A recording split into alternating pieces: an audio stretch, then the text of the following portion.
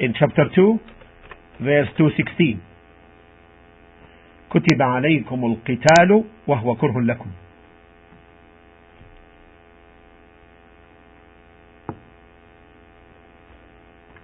Now it became an obligation. Jihad is ordained for you, though you dislike it. And it may be that you dislike a thing which is good for you, and that you like a thing which is bad for you, and Allah knows what you don't know. And then many verses came to this effect, inciting the believers on jihad.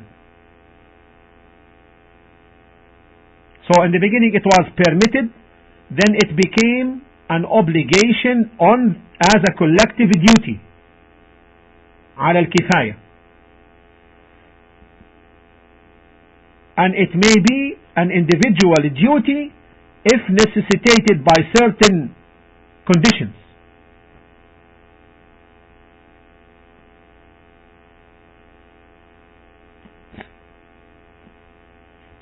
For example, if the Imam calls for it, or Muslims go under siege,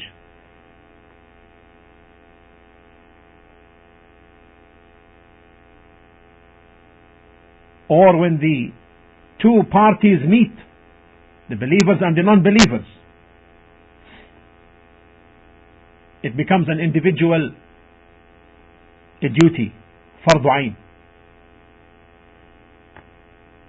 And as we discussed earlier in the hadith, أمرت أن أقاتل الناس, I have been commanded to fight people until they testify that La ilaha illallah Muhammad Rasulullah.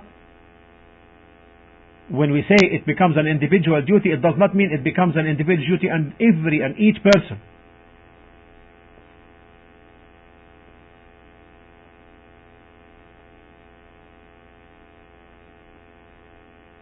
And with all these cases, the jihad has its own conditions, and from the greatest conditions of the jihad is the ability, as we will discuss later inshallah ta'ala. But this is only just an introduction highlighting some of the things. So in the very beginning, therefore, the Messenger sallallahu alaihi wasallam used to fight إذا رأى مصلحة, if he would find a benefit therein, ويكف إذا رأى المصلحة في الترك, and he would refrain if he sees that the benefit is through refrainment.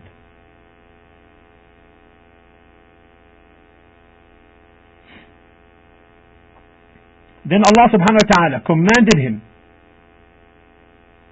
to fight those who fight him and to refrain from those who refrain.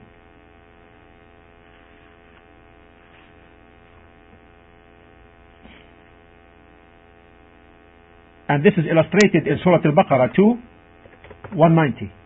قال الله تعالى وقاتلوا في سبيل الله الذين يقاتلونكم ولا تعتدوا إن الله لا يحب المعتدين.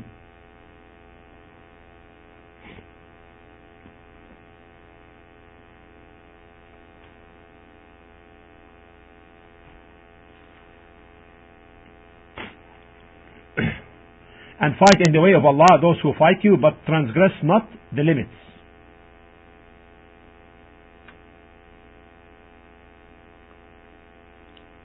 Some of the Salaf Rahimahumullah said concerning this verse, إنه أمر في هذه الآية بقتال من قاتله والكف عمن كف عنه. He commanded him in this ayah to fight those who fight him and to refrain from those who refrain.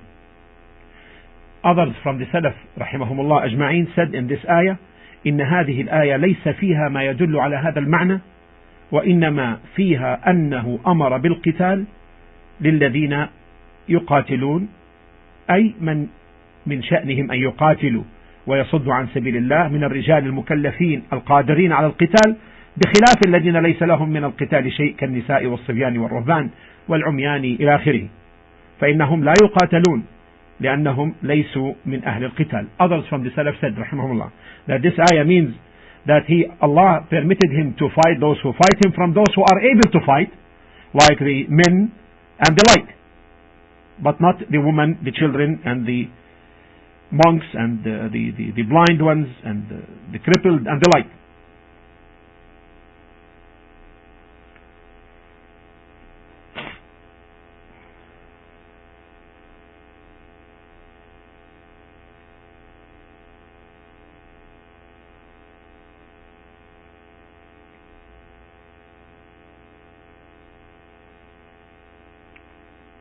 Then the third stage of jihad came afterwards,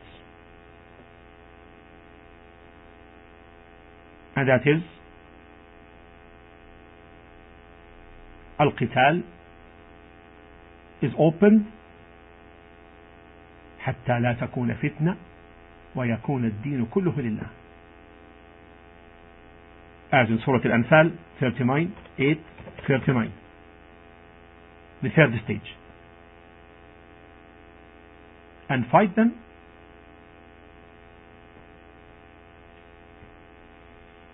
until there is no more fitna, and the fitna here means shirk, and fight them until there is no more fitna, and the religion, the deen, worship will be for Allah alone. But if they cease, then certainly Allah is all seer of what they do.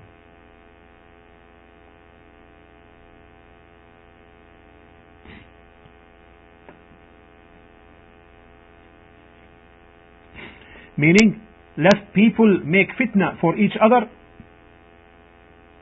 to turn them from the deen of Allah subhanahu wa ta'ala and to stay on shirk.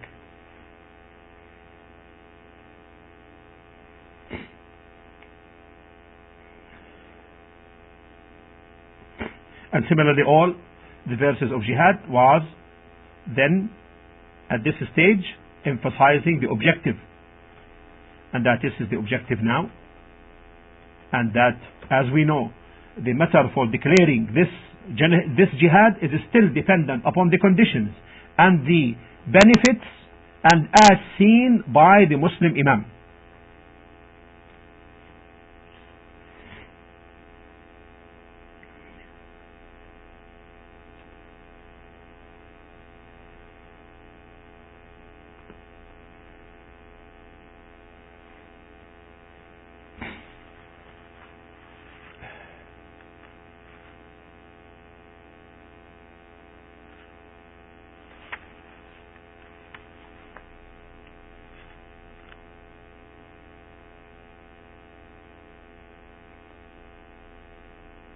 Now, then came the verse similarly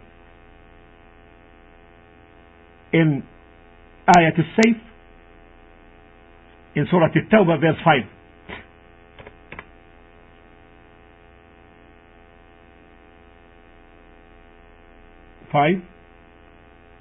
At-Tawbah verse 5, chapter 9 verse 5. Allah Ta'ala فإذا انسلخ الأشهر الحرم فاقتلوا المشركين حيث وجدتموهم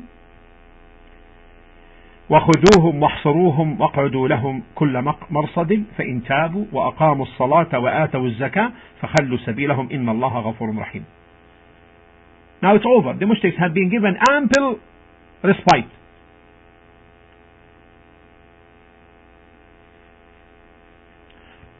So then when the sacred months, which is the 1st, the 7th, and the 11th, and the 12th months of the